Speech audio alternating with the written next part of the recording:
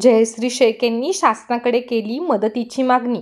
राज्य शासन संवेदनशील असेल तर शेतकऱ्यांना आर्थिक मदत द्या। जयश्री शेख।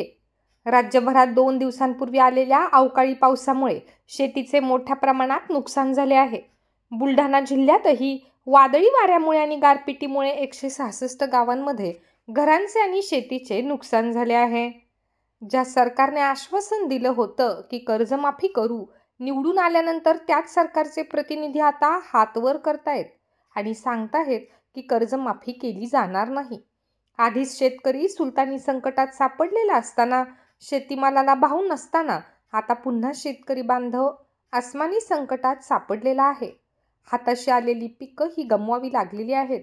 राज्य शासन थोडेफार संवेदनशील असेल तर तातडीने नुकसानीचे सर्वे करून शेतकरी बांधवांना आर्थिक मदत झाली पाहिजे, अशी मागणी शिवसेना उभाठा गटाच्या नेत्या जयश्री शेके यांनी राज्य सरकारकडे केली आहे।